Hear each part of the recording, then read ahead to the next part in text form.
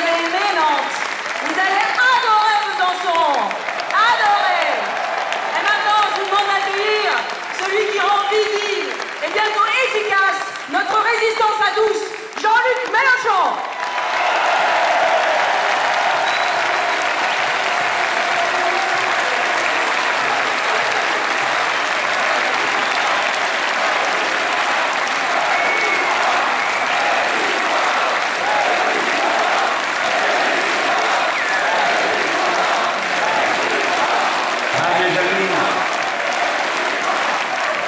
Savourez cet instant, gorgez-vous de lui, puisez toutes les forces dont vous avez besoin. D'ici à cette tribune, que nous sommes fiers d'être des vôtres. Cette belle salle, où l'on ne crie pas absurdement le nom d'un homme, où l'on n'oublie pas un seul instant que nous ne sommes pas là pour un candidat, mais pour une cause plus grande que nous avons reçu de ceux qui nous ont précédés. Gloire à nos drapeaux rouges. Le rouge est revenu. Je le dis parce que j'ai trouvé récemment dans une certaine salle qu'il y avait beaucoup de blanc et excessivement de bleu. Mes amis, il faut puiser en nous-mêmes la force dont nous avons besoin pour affronter la dure tâche que nous avons choisi de mener. Voyez-vous, si j'avais eu un doute aujourd'hui, il aurait été dissipé par ce que j'ai vu. D'aucuns prétendent que la lutte de classe est une vieillerie et qu'elle aurait disparu. Eh bien, je peux vous dire ceci avec Pierre Laurent aujourd'hui, la lutte de classe, nous l'avons rencontrée. Nous l'avons rencontré à PSA, où parce que nous venions, lui et moi, avec les drapeaux du front de gauche, ils ont décidé que sur les 4 jours de chômage technique qu'ils infligent aux ouvriers de l'usine de scooters, ils leur en ont collé 2 aujourd'hui pour être sûr qu'ils ne soient pas là. Et après quoi, quand nous sommes allés à l'Alstom, à Belfort, on a, après nous avoir accueillis avec beaucoup de courtoisie et même une certaine élégance, on nous a emmenés voir les machines que nous voulions voir et les réalisations extraordinaires du savoir-faire ouvrier organisant ces turbines gigantesques de plus de 400 kilos que l'on voyait aménager jusque dans le détail par les trous que l'on perce d'abord et ensuite dans lesquels on ajuste les élèves, travail de super précision, d'artisanat.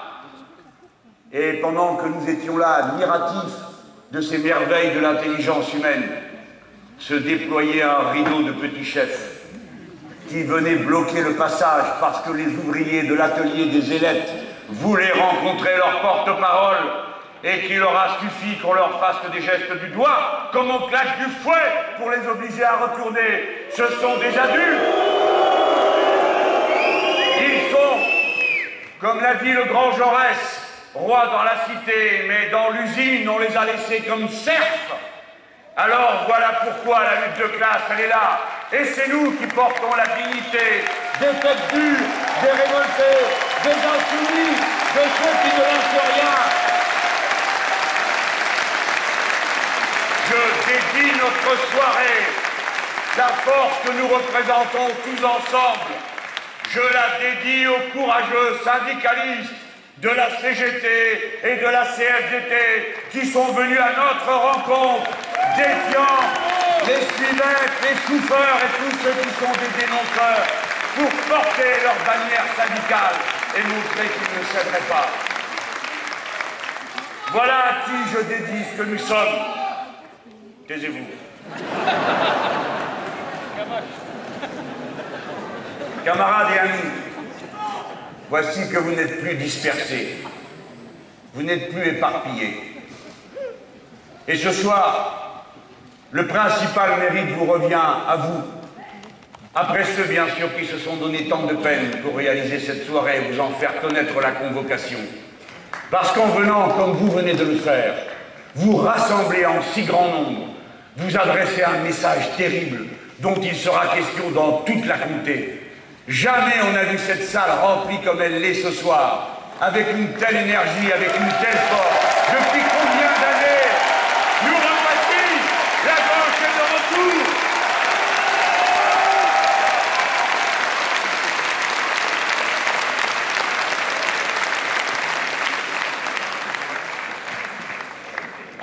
Cette soirée est joyeuse et elle sera sérieuse. Je suis venu vous expliquer comment nous comptons nous y prendre.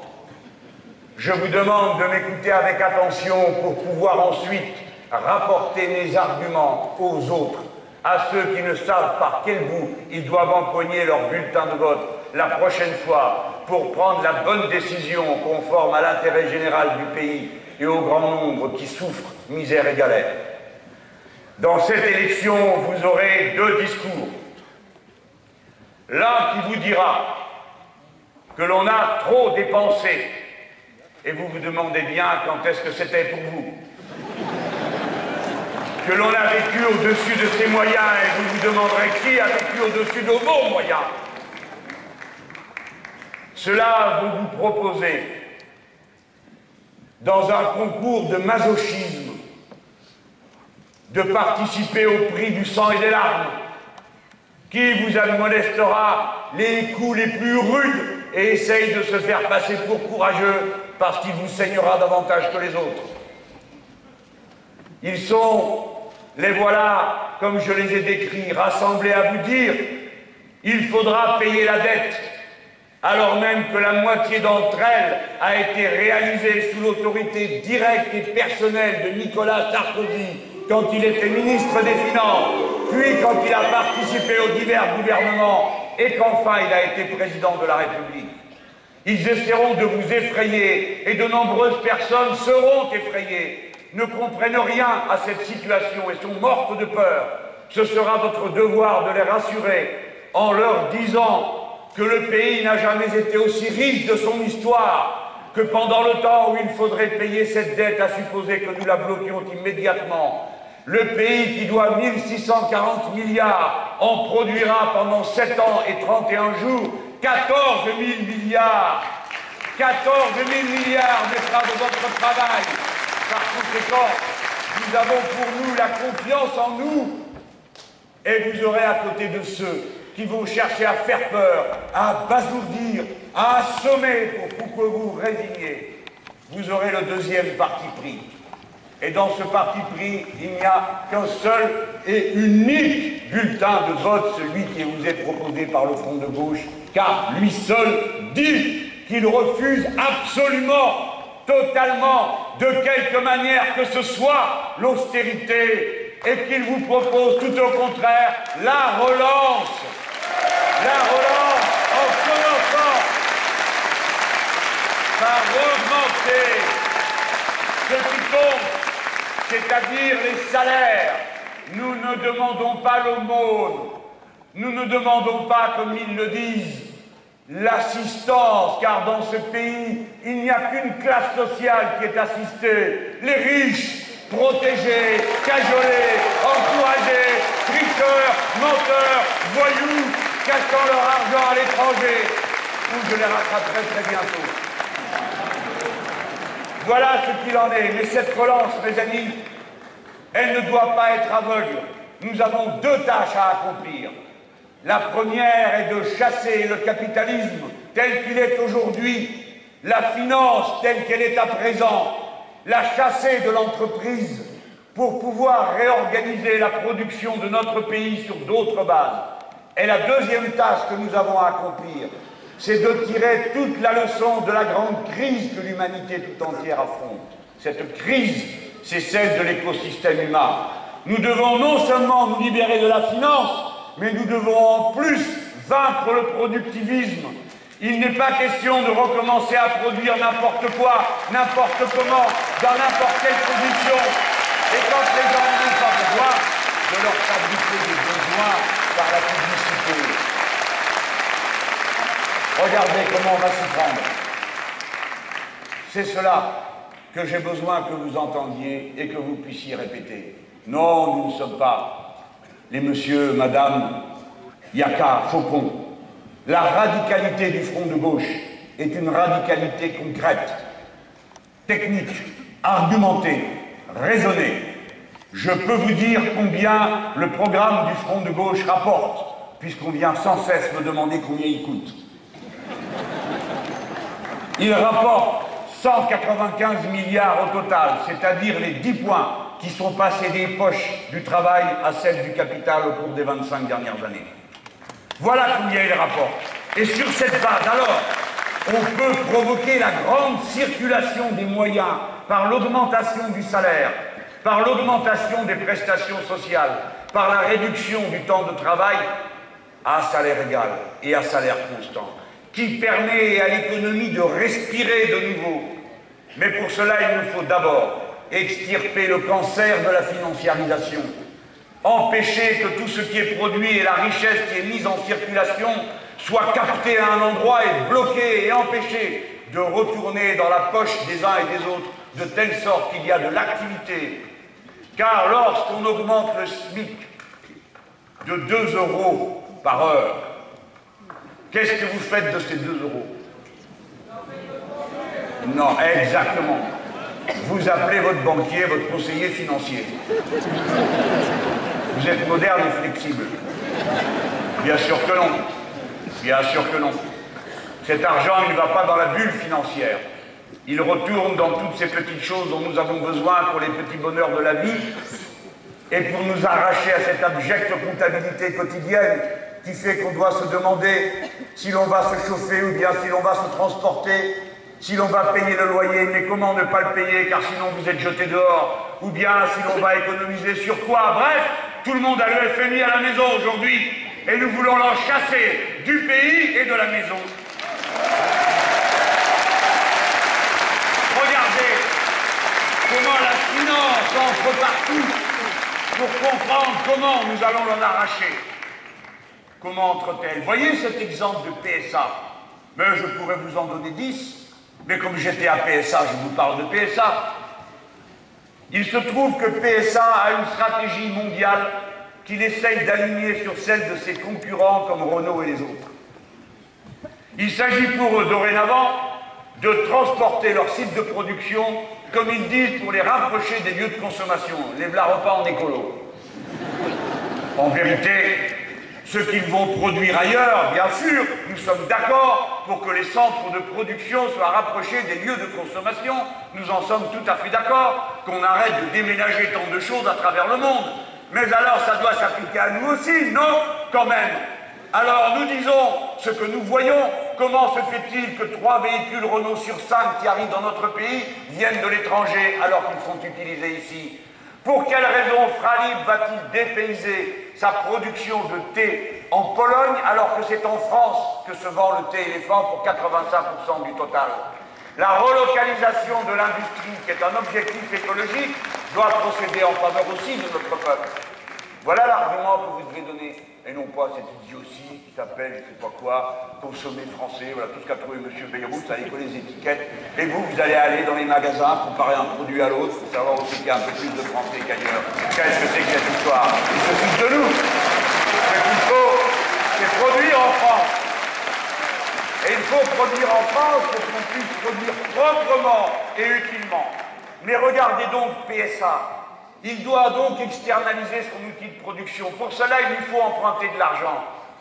Et maintenant, c'est là que vous allez apprendre des choses. Pour emprunter de l'argent, le titre qu'il met en circulation, qui s'appelle une obligation, pour que celui qui éventuellement l'achète sache à quel prix il l'achète, il faut qu'il y ait une note avec. Et voici les agences de notation qui arrivent. La chose que vous ne savez peut-être pas, c'est que l'agence de notation, quand l'emprunt est fait, elle a une petite picorée pour elle. C'est-à-dire que quand le titre n'est pas bon et qu'il vaut cher, la picorée est plus grosse pour elle. Vous avez tout compris. Ce n'est donc pas, comme le dit stupidement Madame Le Pen, un thermomètre qui n'a pas l'air de savoir comment on se sert d'un thermomètre, parce qu'en général, un thermomètre, c'est pour mesurer la fièvre, pas pour la coller. Et c'est ce que sont les agences de notation. Donc, l'agence de notation arrive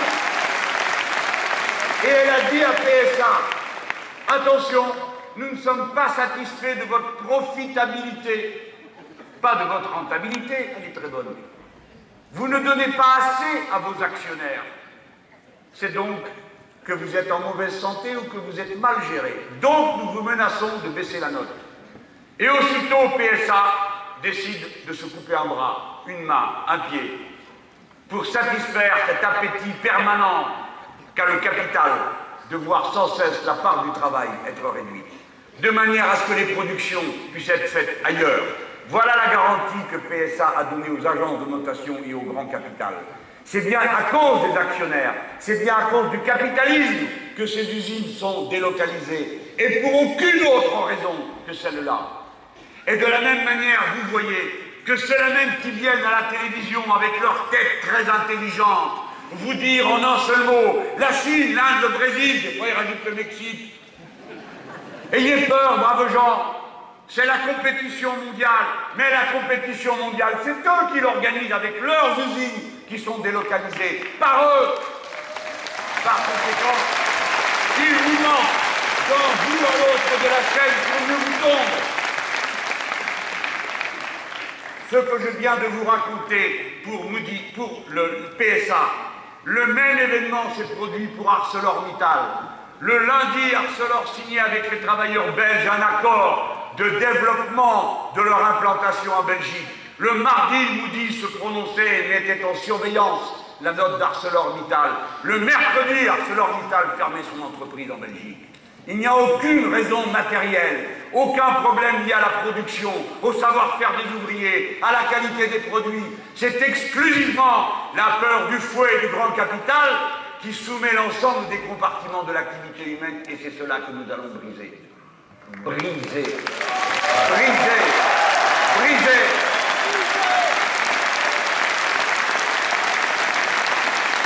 Voilà comment je voudrais qu'on s'y prenne. Et comment le programme du Front de gauche vous propose qu'on s'y prenne. Premièrement, interdiction des stocks options. Plus question que les patrons passent leur temps, le chef d'entreprise, à regarder toute la journée les cours de l'action parce qu'il n'y a que ça qui l'intéresse. Au lieu de s'intéresser au temps long de la production qui permet de faire les investissements, d'avoir la patience d'attendre que les choses se fassent, que les savoir-faire soient accumulés et qu'on sorte de ce modèle absurde de gestion des entreprises où elles doivent rendre des comptes à leurs actionnaires tous les 3 mois. Vous imaginez-vous, tous les 3 mois sous surveillance, quand il faut du temps, quand il faut de l'intelligence, du temps long pour mener une grande industrie avec des grands projets sur le long terme. Deuxièmement, il faut que dans les entreprises cesse cette idée stupide que seule la cupidité peut mener le travail et que ceux qui sont en haut ne sont jamais assez gavés. C'est pourquoi nous devons reprendre à notre compte la revendication de la Confédération européenne des syndicats qui consiste à dire que dans les entreprises, on arrête de s'en mettre plein les poches à un bout et rien à l'autre.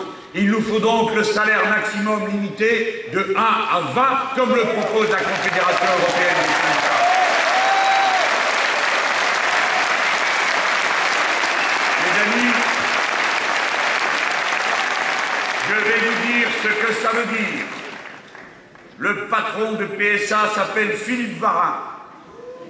Et j'ai une bonne nouvelle pour les ouvriers de PSA, si c'est le gouvernement du Front de gauche. Philippe Varin s'est augmenté de 300% en 2010. Par conséquent, vous serez... Écoutez la suite. Par conséquent, vous serez tous augmentés de 300%. Moi, je n'ai rien contre le fait que cet homme gagne 3 300 000. Véritablement, je n'ai rien contre. Et je vais vous dire pourquoi. Puisqu'au-dessus de 360 000, je prends tout. Par conséquent, il peut se mettre autant de zéros qu'il veut. Oui, mais réfléchissez-vous. 360 000 €, ça fait quand même beaucoup d'argent. Hein? Donc c'est pas une blague. Ça veut dire qu'en France, tout n'est pas permis. Dans la France du Front de gauche. Non, on n'est pas d'accord. Mais c'est son choix, hein. Il y en a d'autres qui peuvent être d'accord avec le contraire. Mais nous ne sommes pas d'accord.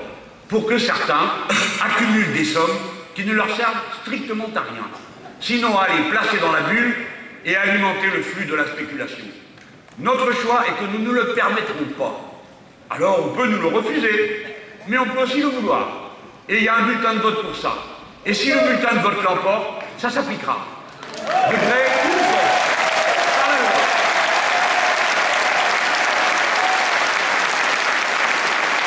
La bonne nouvelle pour l'ouvrier de PSA est la suivante.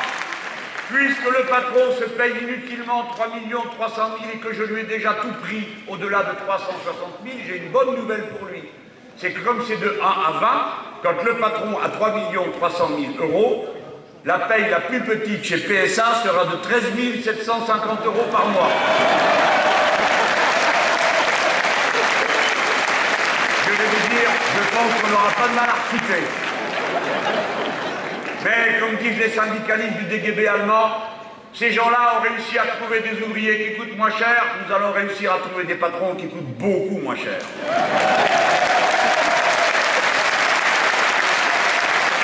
On m'a dit, si vous faites ça, ils vont s'en aller. Au revoir. Au revoir. Oui, mais bon, on a l'habitude, hein. En 80, il fichait le camp avec les lingots. Vous me direz, le père Peugeot s'était fait voler dans sa salle de bain, lui. Vous avez oublié l'histoire, vous? Ah ben oui, le Robert Peugeot, il s'est fait braquer 50 000 euros en lingots d'or qui étaient cachés dans la salle de bain. Faut pas être malin, hein. Et comme disaient les ouvriers de chez Peugeot, ils disaient de l'or pour le turbin, pas pour la salle de bain. C'est ça l'humour ouvrier. Hein. De toute façon, à chaque fois, ils se sauvent. Ça a commencé à la grande révolution de 1789, ils étaient tous émigrés. Et bien là, c'est pareil, mais ce qu'ils ne savent pas, c'est que ça ne va pas être comme les autres fois. Parce que nous allons faire, nous, le rattrapage fiscal. Tant que vous êtes français, vous payez pour la France. Et vous payez à proportion de ce que vous avez. Et vous pouvez toujours aller en Suisse, parce que moi, je vais aller m'expliquer avec les Suisses. Exactement comme l'ont fait les États-Unis d'Amérique et les autres pays. Et il y a une technique très simple. Vous savez, je suis député européen. C'est bien payé. Ah bah écoutez, on a demandé, nous le groupe Front de Gauche, au Parlement européen, on a demandé qu'on diminue de 25%. On n'a pas eu le temps de voter, il s'était déjà voté une rallonge. Alors on a dit, mais qu'est-ce que c'est que cette histoire? On dit, comme on a voté une rallonge, on ne vote pas le rabais. Mes amis, je paye des impôts qui sont prélevés en Europe, là-bas à Bruxelles. Et ensuite, ma déclaration arrive au fisc français, et le fisc français regarde et il prend la différence de ce que je devrais donner en France si tout cet argent était en France. Vous avez compris? Tout le monde a suivi? Je recommence pas. Si, je recommence. Vous êtes dans un pays, vous payez des impôts dans ce pays, vous êtes d'ailleurs allé là-bas pour vous cacher. À ce moment-là, le fisc français vous dit, vous êtes français, combien avez-vous payé? Et il regarde ce que vous auriez payé pour la même somme que vous possédez ici en France. Et la différence, vous raquez. C'est ce que font les États-Unis d'Amérique. Ils prennent pays par pays. Eh bien, nous, c'est pareil. Français, tu payes. Tu participes à la vie commune, au bien commun. Où que tu sois dans le monde, tu participes à la seule communauté qui a une réalité, la communauté légale des citoyens à proportion de tes moyens.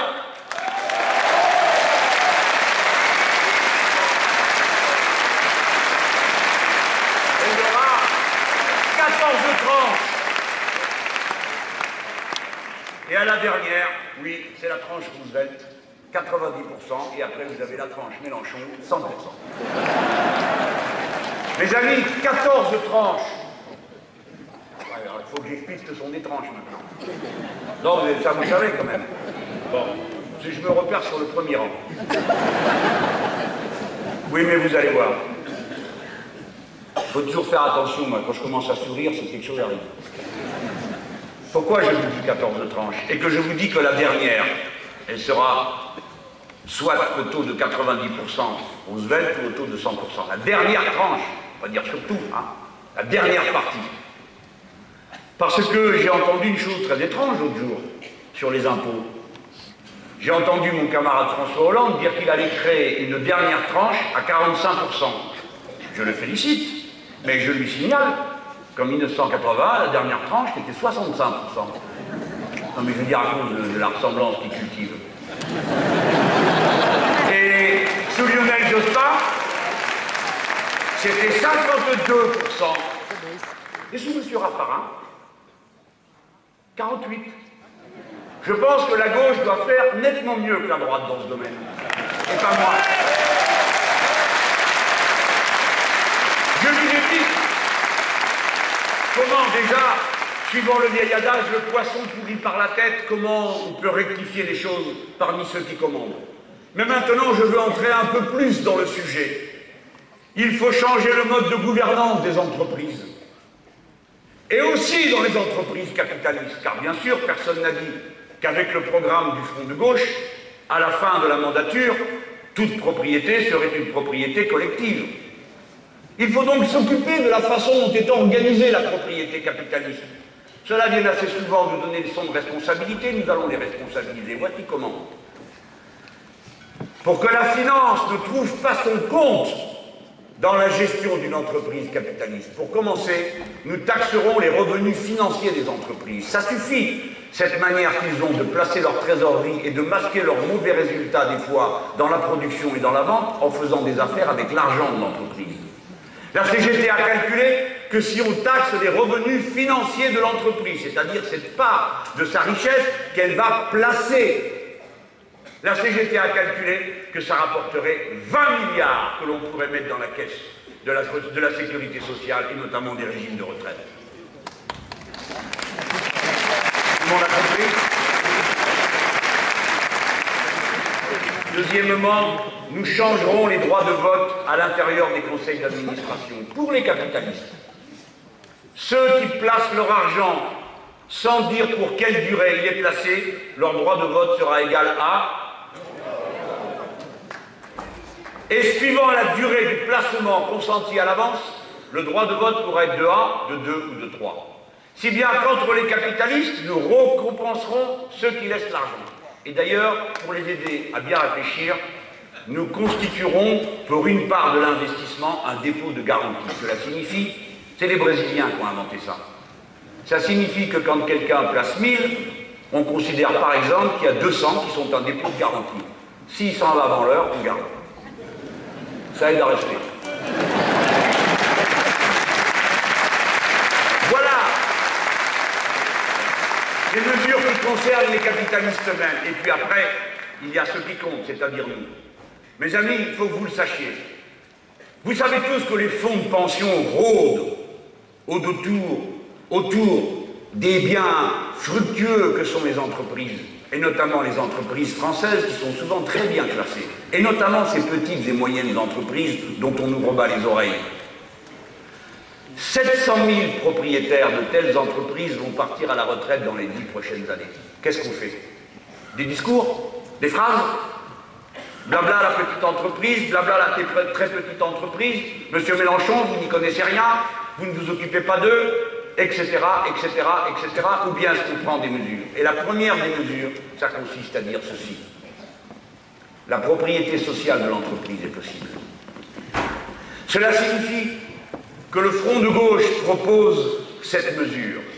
Chaque fois qu'une entreprise est en vente, ou bien chaque fois que le patron s'en va abandonnant tout le monde, ou bien chaque fois qu'une délocalisation se produit qui revient à fermer l'entreprise ici, les travailleurs auront un droit de préemption. Comme la commune a un droit de préemption sur chaque bâtiment et chaque parcelle de terre qui se vend, les travailleurs auront un droit de préemption pour créer, s'ils en sont d'accord entre eux, je ne dis pas que ce serait dans tous les cas, mais ils en sont d'accord entre eux pour créer une coopérative ouvrière de production. La propriété sociale des moyens de production Cela ne signifie pas forcément toujours et dans tous les cas la nationalisation. Je veux que vous le répétiez, camarades et amis, mes chers concitoyens, il y a dans le peuple le ressort d'intelligence, de savoir-faire qui permet à tout ça de tourner sans eux.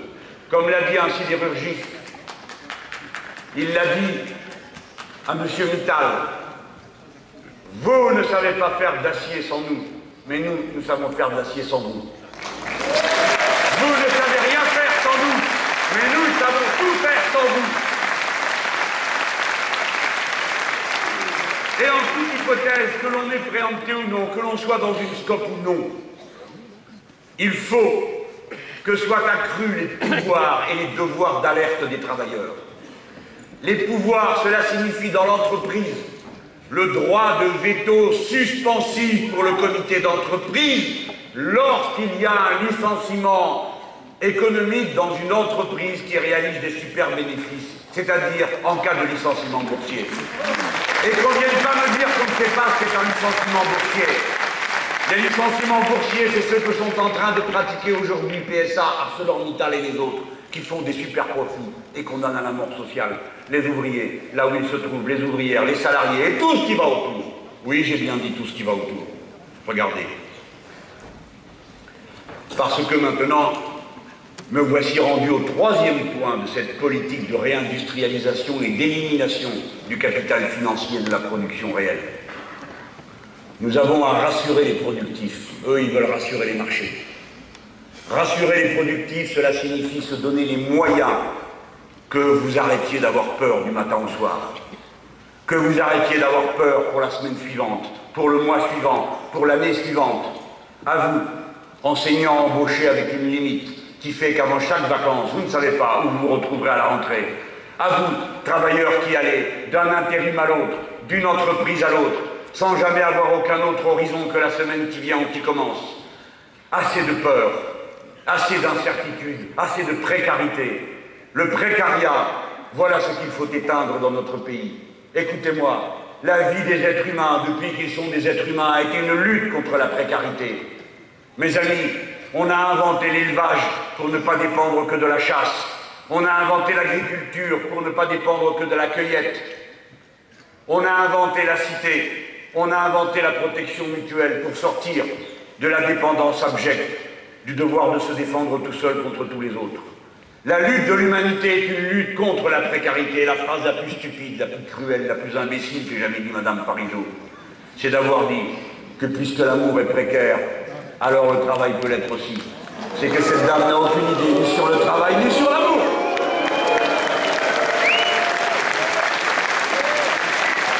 Voici la mesure que prendra le Front de gauche. Il titularisera immédiatement les 800 000 précaires des 3 fonctions publiques, d'État, des collectivités et des hôpitaux. Nous le ferons sans détruire le statut de la fonction publique par le moyen d'un examen professionnel. Je n'ai pas dit un concours. Je le dis pour les syndicalistes les plus avertis qui m'ont déjà dit « Précise bien ça, Mélenchon, parce que sinon, ça veut dire qu'il n'y a plus de statut. » Et mes amis, non, ce n'est pas une mesure ruineuse, car figurez-vous que ces gros malins qui pensaient faire des économies d'abord et ensuite vous tenir tous à la gorge par le moyen du précariat, préparons le terrain pour que demain tout soit marchandisé, que pour en particulier que les enseignants devenus tous précaires dépendent du chef d'établissement qui les recruterait suivant ses envies, comme ça se passe aujourd'hui dans les universités. Voilà pourquoi ils nous ont précarisés. Ils pensaient qu'ils allaient faire des économies et c'est tout le contraire. La précarité coûte plus cher que ne coûte la stabilité. Non seulement économiquement et financièrement, mais bien sûr d'abord sur le plan humain. Bougre d'imbéciles, figurez-vous que les gens qui ont peur travaillent moins bien que ceux qui n'ont pas peur, que tout le monde aime son métier et son travail, tout le monde aime bien faire sa besogne, il n'y a pas besoin d'ici les petites choses, de nous convaincre d'agir et de bien faire la besogne qui nous revient. Le management par la peur est une imbécilité sur laquelle il faut revenir si l'on veut élever le niveau de ce qui se passe dans nos entreprises. Et puis, nous interdirons, vous m'entendez? Nous interdirons, parce que cela s'est déjà fait dans ce pays, Quand le contrat à durée indéterminée était le contrat ordinaire et que l'on considérait que le contrat à durée déterminée et l'intérim, on les appelait contrats atypiques du temps que j'étais un jeune homme. Mais maintenant, voilà que l'atypique est la règle et que c'est le contrat à durée indéterminée qui est devenu l'exception. Qu'est-ce que c'est que cette histoire? Il sera interdit d'employer dans une grande entreprise plus de 5% d'intérimaires et dans une petite plus de 10%. Ça suffit!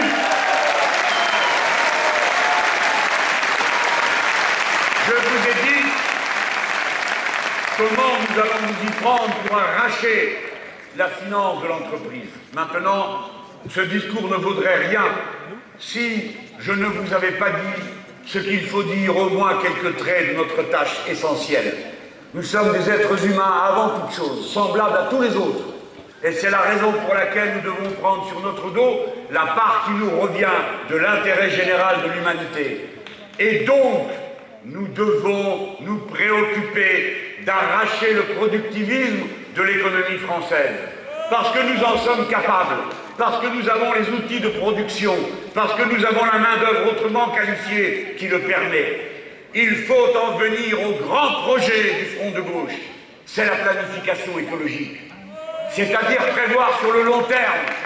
Alors, il va falloir tous que vous changiez dans vos têtes vos manières de voir. Et je dis à quelques-uns de mes meilleurs amis, l'écologie, ce n'est pas le contraire de la production industrielle.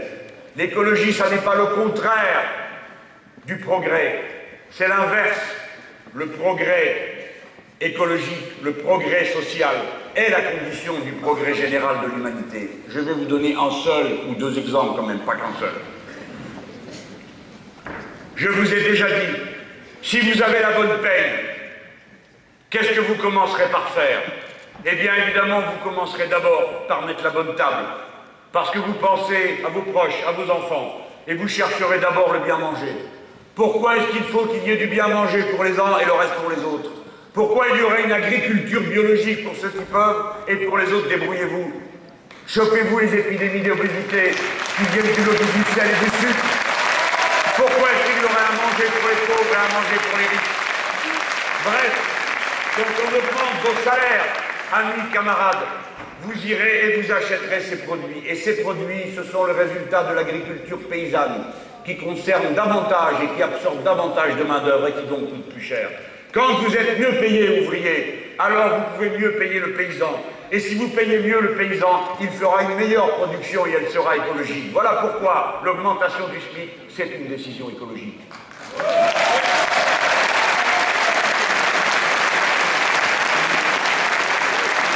Nous sommes capables, en relocalisant l'activité industrielle par préoccupation écologique, d'apporter notre contribution au développement de l'humanité.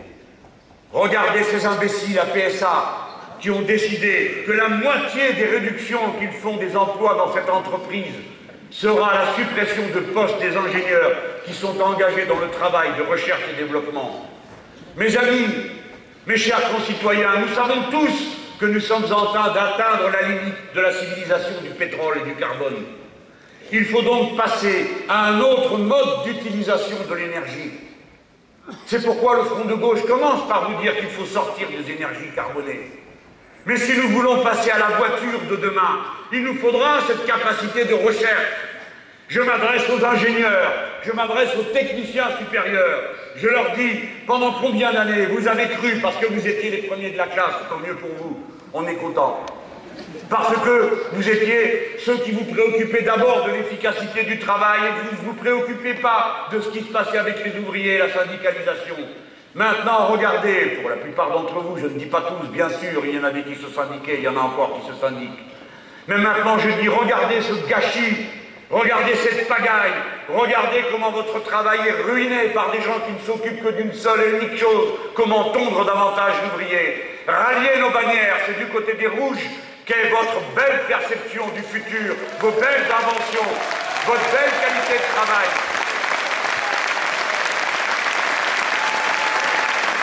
C'est pourquoi il faut réquisitionner chaque fois qu'ils essayent de s'échapper.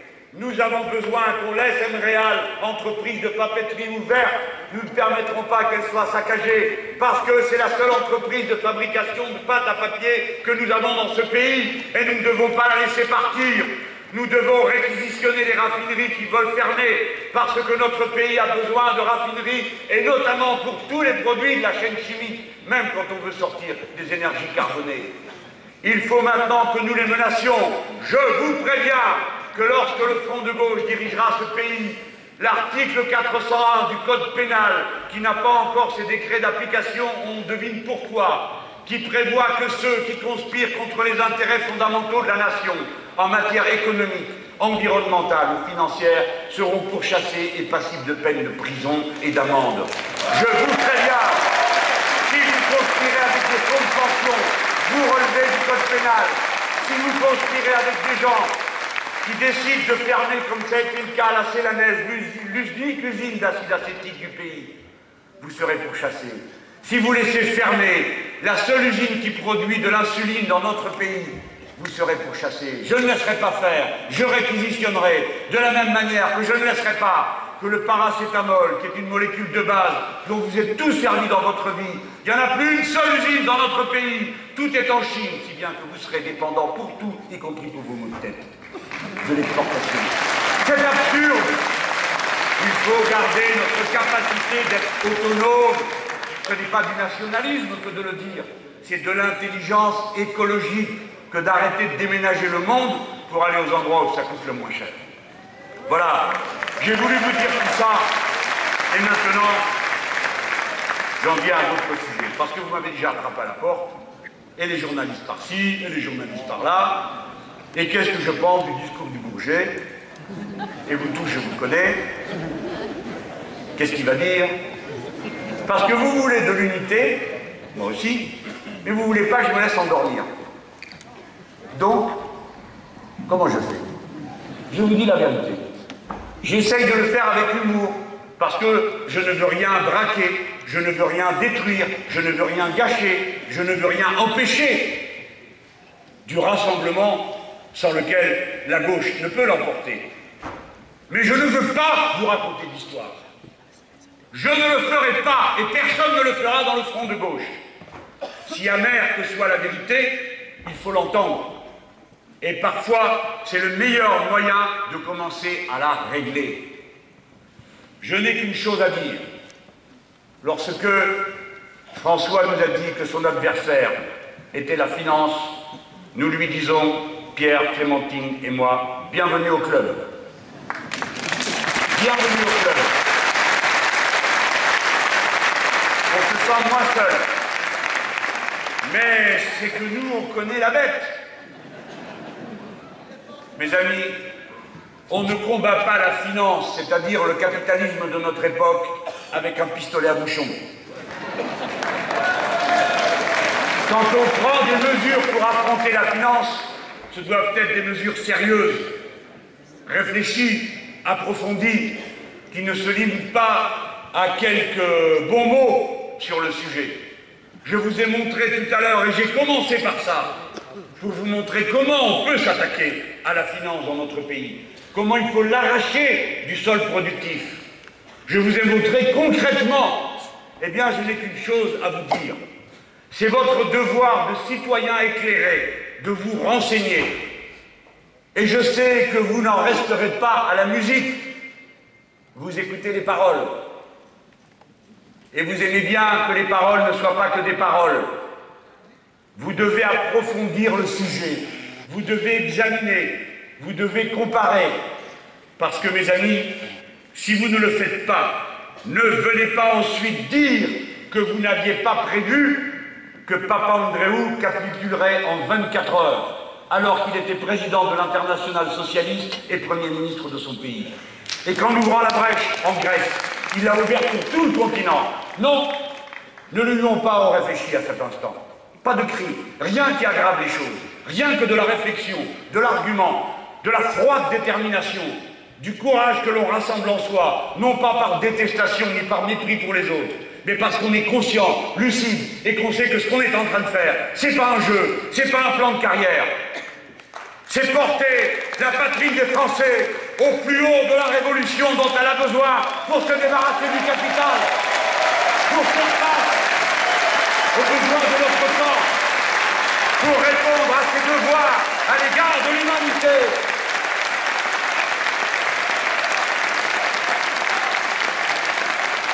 François, tu dis que tu ne sais pas quelle est l'adresse de la finance. Eh bien, je vais te le dire parce que j'y suis allé avec Pierre Laurent 3 soirs de suite.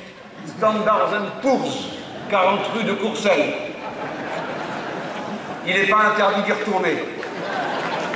Et si jamais tu manques d'informations, tu n'as qu'à demander à ton ami Jean-Pierre Jouyet, ancien ministre de Sarkozy, patron de l'autorité des marchés financiers, qui a eu le culot de nous expliquer que les agences de notation ont fait preuve de beaucoup de patience et de responsabilité. Ce n'est pas notre avis. Oui, la finance a un visage et elle a des adresses. La finance a un visage, c'est celui de Goldman Sachs, qui a placé ses hommes à la tête de la Grèce, qui a placé ses hommes à la tête de la Banque Centrale Européenne. Celui-là même qui truquait les comptes de la Grèce. Et maintenant, le banquier central, c'est Mario Draghi. Le dragon. C'est pas pour rien. Voilà où nous en sommes, mes amis. La Banque centrale qui refuse à nos pays les prêts, comme l'a dit tout à l'heure Pierre Laurent, à 1%, est dirigée par un voyou qui a truqué les comptes dans un pays et qui a ensuite abandonné sa patrie pour la livrer à la finance, poussée au saccage. Et dans un instant, je vous dirai ce qui me semble le pire. Voilà ce que j'ai à dire. Pourquoi vous parle-je de cette manière? Parce que dans ce pays, une immense colère gronde et que personne ne sait de quel côté elle va aller. Et que nous, quand nous avons relevé le drapeau du front de gauche, quand nous avons commencé à nous rassembler, nous avons ouvert un chemin. Mais nous savons très bien quels sont les dégâts qui ont été faits, quel scepticisme nous entoure, combien parlent d'abstention, combien renvoient tout le monde dos à dos, combien sont écœurés et prêts parfois à faire n'importe quoi, y compris les plus grosses bêtises, voter contre leur classe. C'est avec sérieux qu'il faut répondre aux problèmes, par des choses concrètes, pas par des mouvements de bras. Quand on dit qu'on s'attaque à la finance, c'est pas avec un sabre de bois, c'est avec une hache qu'il faut le faire. Parce qu'eux ne vous font pas de quartier. Et voilà pourquoi je vous dis ces choses. Sinon, c'est la madame qui va ramasser la mise. Et vous savez pourquoi? Pas à cause de vous qui faites ce que vous pouvez. Pas à cause des syndicalistes qui se sont mis en mouvement et qui commencent à expliquer. Je pense à la campagne que fait la CGT, à celle que fait Solidaire, d'autres peut-être les font aussi pour expliquer aux travailleurs autour d'eux pourquoi le Front National est une mystification et une imposture. Mais il ne faut pas se cacher les dégâts qui ont été faits. Dès lors que Nicolas Sarkozy a levé la digue entre la droite et l'extrême droite, qu'ils ont inventé cette pouillerie qui s'appelle la droite populaire, qui est l'espèce de boîte à ordures de la droite qui vomit sur les travailleurs des idées nauséabondes, des incitations à la lutte les uns contre les autres. Quand ils ont levé cette digue, alors tous ceux qui étaient déjà pas bien malins le sont devenus encore moins et sont passés tout en paquet du côté du Front National, créant une dynamique qui réjouit les belles personnes, qui, comme leurs ancêtres avant eux, peut-être qu'ils ne savent pas, disent encore maintenant comme alors, plutôt Hitler que le Front Populaire. Regardez-les, pas seulement ceux qui nous accablent sur le terrain, regardez les voyous parfumés qui du matin au soir prennent la tête et se disent « Oui, Madame Le Pen représente les ouvriers, et comme l'a dit Pierre tout à l'heure, vous, la classe ouvrière, a deux abominations, ou bien ne pas être là, ou bien être invisible, ou bien être insulté, méprisé et assigné à résidence politique chez la Madame Le Pen qui ne représente d'aucune manière. Camarades, amis, travailleurs, redressez la tête. Cette fois-ci, le front de gauche vous lance la consigne. Nous allons front contre front. Nous allons reprendre le terrain mètre par mètre, c'est-à-dire tête par tête, avec des arguments apparents. Voilà votre tâche. À chacun d'entre vous.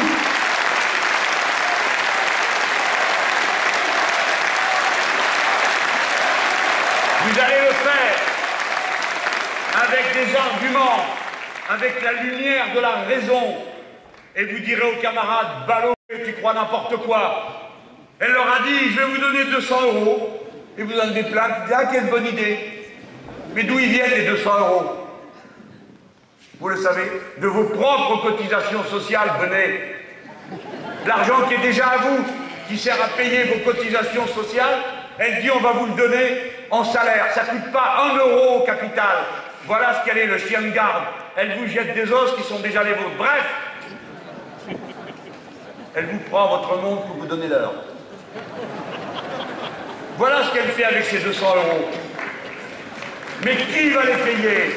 Vous allez les payer. Parce que la loi prévoit que pour 1 euro d'allègement de cotisation sociale, c'est le budget d'État qui doit compenser. Ça signifie que ce qu'elle vous aura donné d'une main, elle vous le reprend de l'autre. Voilà ce que sont les merveilleux 200 euros de cette femme qui est une imposture ambulante. Et lorsqu'on parle du SMIC, mes amis, dites-le aux travailleurs, nous nous proposons l'augmentation du SMIC. Elle vous a proposé 200 euros qui étaient à vous. J'ai oublié de vous dire qu'avec cette trouvaille, elle double le déficit de la sécurité sociale, une paille. Voilà qu'aujourd'hui, on lui a demandé ce qu'elle pensait au club éthique de Madame Sophie de Menton. On lui a posé une question sur le SMIC. Et voilà ce qu'elle a répondu. Comme ça, vous êtes fixés. Vous ne pourrez pas dire après qu'elle s'occupe des ouvriers. En réalité, vous savez ce qu'ils font? C'est qu'ils vous méprisent tellement qu'ils se disent qu'ils sont tellement bêtes. Elle est proche d'eux parce qu'elle sait leur parler. Comme a dit un sociologue à la radio l'autre soir. Mélenchon, il est très bien. Il n'a qu'un défaut. Si vous voulez faire mieux, il devrait être davantage xénophobe. Ben voyons. Parce qu'il pense que l'ouvrier, l'ouvrière, le salarié, l'employé, la seule chose qui l'intéresse dans la vie, c'est de se faire les arabes. Il y en a qui se trompent d'endroit. C'est pas le problème dans ce pays. Et alors donc, il pense que vous, c'est votre préoccupation. Que, d'ailleurs, elle est là pour ça, pour vous expliquer que le problème, c'est l'immigré, pas le banquier. C'est ça le travail qu'elle fait. Elle est là que pour ça. Alors, on lui a posé la question du SMIC, et voilà ce qu'elle a répondu. Je ne crois pas à une augmentation du SMIC. T'as entendu? Voilà, tu peux aller te rhabiller. Je ne crois pas à une augmentation du SMIC qui repose sur l'entreprise. Ah, c'est Madame Parizeau qui est contente. Je ne crois pas à une augmentation du SMIC qui repose sur l'entreprise. C'est pourquoi l'État assumera la hausse du pouvoir d'achat. Qu'est-ce que ça peut bien vouloir dire? C'est l'État, mais qui c'est l'État? Autrement dit, eh oui, nous allons nous payer nous-mêmes l'augmentation du SMIC. Mais qu'est-ce que c'est que cette histoire? Voilà la trouvaille de la grande représentante des ouvriers et des ouvrières. Voilà ce que c'est. Allez le dire à ceux qui en veulent. Alors, les ouvriers, eux, les ouvrières, les salariés, ils s'intéressent au SMIC, c'est-à-dire à la paye. Ils m'en disent pas. Ils demandent par le rapport de force de classe qu'on augmente leur paye. Mais je n'ai pas l'intention de contourner la question de l'immigration. Du sais-je vous lasser. Ne cédez pas. Nous ne sommes pas d'accord pour dire que les problèmes de notre pays résultent de l'immigration. Ce n'est pas vrai. Ce n'est pas vrai. Déjà dans ce pays, on a essayé de faire cette idiotie qu'elle a expliquée. Elle a dit pour faire bien dans un meeting, et elle a écrit « Nous demandons l'expulsion immédiate des clandestins. » L'expulsion immédiate des clandestins. Il n'y a qu'un problème, c'est que justement comme ils sont clandestins, mais je vais y venir. J'ai commencé une phrase, il faut que je la finisse pour que vous la mettiez dans votre musette pour l'expliquer aux autres. On a déjà dans ce pays jeté dehors, entre 1931 et 1935, 700 000 immigrés. Que s'est-il passé? Est-ce qu'aussitôt on a vu que des gens prenaient la place que l'immigré leur avait volée auparavant? Non, mes chers concitoyens, mesdames et messieurs. Le chômage a augmenté de près de 50% tout aussitôt. Pourquoi? Parce que tous ces gens qui sont là, qui travaillent, ils cotisent. Et quand elle dit qu'il coûte 70 milliards au pays, elle ment. Pour vous appeler à une guerre qui n'est pas la vôtre contre les immigrés. Elle ment. Les immigrés reçoivent reçoivent 60 milliards, 48 milliards de prestations sociales. Et ils cotisent pour 60 milliards. C'est-à-dire qu'ils laissent à tous les autres 12 milliards de cotisations. Alors, Madame Le Pen, à supposer que nous trouvions, pour expulser de France, les centaines de milliers d'immigrés qui s'y trouvent, selon vous, qu'on arrive à retenir les 3000 Airbus qu'il faut pour les transporter à condition qu'ils aillent tous dans la même direction. Que l'on fasse la bêtise, sachant qu'on en attrape 20 000 par an, qu'on augmente la quantité parce que ceux qui avaient des papiers, on ne leur renouvelle pas, on passerait 10 ans à leur courir après. Mais supposez qu'on parvienne à le faire. Alors, madame, où on trouve les 12 milliards qui nous manquent à tous? Et je ne vous parle que de chiffres. Mais maintenant, je vais vous parler la loi du cœur. Nous sommes semblables. Ceux qui sont là, nous avons fait ensemble notre vie. Nos enfants sont allés à l'école ensemble. Nos enfants sont tous français, ils sont tous aussi beaux les uns que les autres. Nous ne faisons pas le tri entre eux. Nous les aimons tous. Nous sommes le peuple record d'Europe des mariages mixtes, parce que de la même manière que le travailleur dans son village, au bled, ne compare pas le droit social des différents pays avant de partir, parce que quand il part, il a surtout peur, il ne sait pas comment il va faire pour arriver à destination, parce qu'il s'arrache à tous les petits bonheurs de la vie que sont d'être en famille, les odeurs, les paysages, tout ça est perdu, il ne compare pas. Eh bien, une fois qu'il est là, une fois qu'il vit avec nous, il faudrait nous, que nous soyons ceux qui leur disent « Ici c'est la croisade permanente, dehors, partez !» Et on oublie qu'on a ensemble des enfants, des petits-enfants, des tontons, des tatas, bref, la vie quoi. Eh bien nous sommes le front de la vie contre ces gens de mort qui veulent la division et la haine. Nous sommes fiers de ça.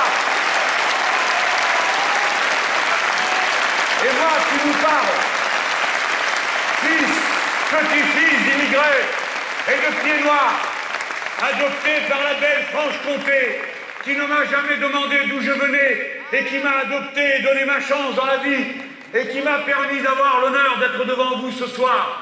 Je dis à cette bande de salopards, vous ne recommencerez pas ici la guerre que vous avez déjà menée là-bas et qu'on a déjà perdue à cause de votre bêtise, de votre stupidité, de votre cruauté. Le Pen, père, fille, petite fille, exploiteurs permanents, familiaux, qui ne comprenaient rien à la vie, au bonheur qu'il y a à être ensemble. Vous n'y avez jamais rien compris là-bas. Vous n'y comprenez rien ici. Fichez le camp, si quelqu'un doit partir, c'est plutôt vous que nous.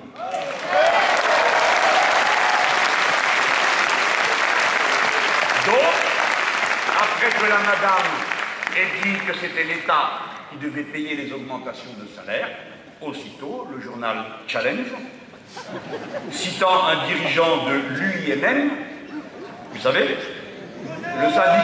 le syndicat des patrons le plus dur, la métallurgie. Qu'est-ce qu'il a dit?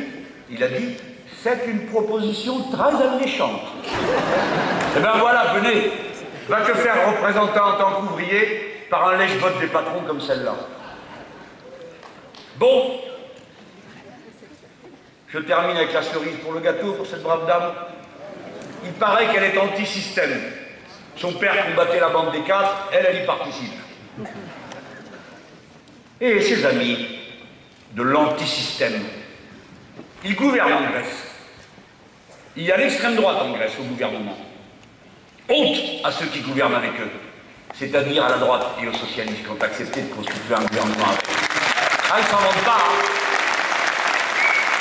En Grèce, le parti frère du Front National, le Laos, participe au gouvernement Papademos mis en place par le FMI et la Commission européenne. Le nouveau ministre grec des Transports s'appelle M. Makis Voridis. C'est un grand ami du Front National. Et lorsqu'il est entré au gouvernement, un membre du comité central du Front National, Pierre Chenet, a tweeté, vous savez, tweet, l'entrée de notre ami Makis Voridis au gouvernement grec est une excellente nouvelle. Ils se connaissent bien. Il a participé au dernier congrès du FN et M. Jean-Marie Le Pen a assisté à son mariage, une affaire de famille en quelque sorte. Voilà ce que sont les chiens de garde du capital. Lorsque, pour finir, un peuple est mis à genoux, eh bien le chien a le droit de monter sur la table. Il est invité au banquet. Voilà ce qu'ils sont. Rien d'autre que ça. Rien d'autre que ça.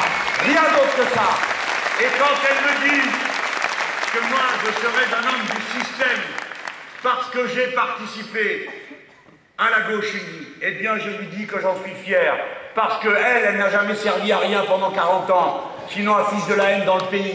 Tandis que moi, avec lui, avec elle, avec vous dans cette salle, il y a 40 ans de cela, nous étions en train de nous battre pour le programme commun. Et nous avons fait la retraite à 60 ans.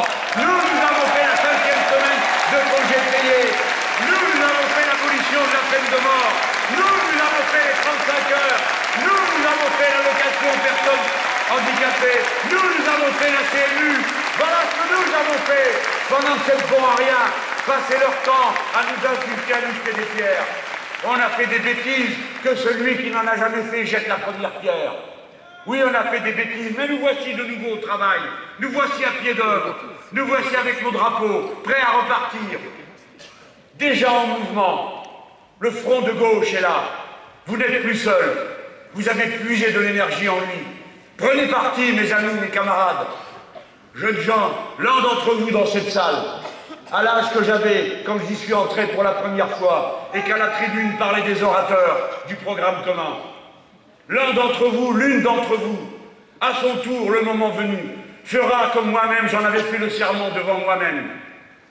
Acte pour toujours d'adhésion à la grande cause de la gauche, de l'égalité, la flamme de la chaleur du drapeau rouge pour ceux qui marchent comme dans un univers d'hiver perpétuel ou trop long. Oui, le beau drapeau rouge, celui de la ferveur, celui du rassemblement, celui de la fraternité que nous incarnons, de gens que rien ne fera céder et qui reprendront 10 fois la besogne s'il le faut, 100 fois, 1000 fois, sans cesse, sans trêve, jusqu'à ce que tombent les barrières qui sont dressées en face de nous. Le front de gauche est le front du peuple. Il était d'abord un front d'organisation. Il est en train de devenir tout autre chose. Ah, comme je suis frappé de voir maintenant, partout où je passe, partout où l'on se rassemble, que vous soyez si nombreux, je ne le prends pas pour ma personne, je sais très bien où vous en êtes. Je sais que vous n'avez aucun culte de la personnalité, et si jamais vous en aviez, vous tombez mal avec moi, j'en veux pas. Je le sais tout ça. Je sais que vous êtes là pour des idées, pour cette cause que nous avons ensemble. Regardez-vous bien, regardez comme vous êtes nombreux, forts, ne baissez plus jamais les yeux, ne vous laissez plus intimider par qui que ce soit sur la scène politique. Notre drapeau est de nouveau déployé, ardent au combat, je vous appelle à faire à nouveau en vous-même ce serment. On ne lâche rien, on ne lâche rien, on ne lâchera jamais rien.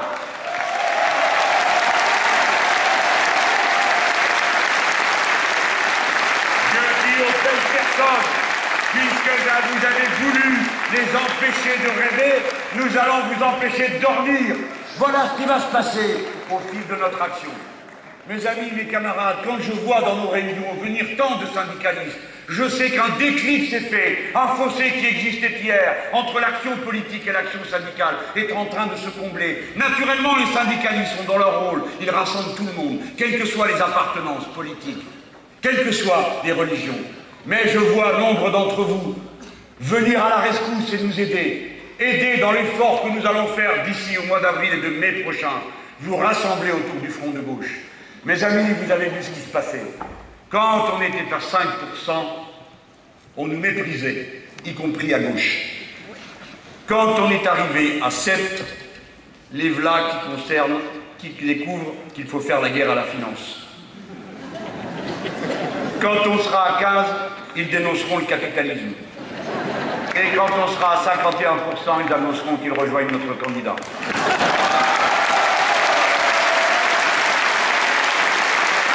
Je m'adresse à vous tous, que vous soyez ou non organisés politiquement. Je n'ai pas tenu devant vous le langage de la démagogie ou de l'à peu près. J'ai essayé d'être aussi précis qu'on pouvait l'être, en expliquant tout ce qui devait l'être car nous ne faisons pas des meetings pour éblouir, abasourdir, assommer ceux qui écoutent, mais pour instruire et élever le niveau de conscience politique de chacun d'entre vous, pour qu'à votre tour, vous soyez les instituteurs du peuple. Militants communistes, militants trotskistes, altermondialistes, syndicalistes, militants socialistes, je suis votre candidat commun à tous, parce que je porte devant vous tous la parole de liberté, la parole d'égalité, la parole de fraternité, qui va jusqu'au bout, jusqu'au bout. J'achève. On est à Besançon, Bezac, Abzac, la belle ville universitaire.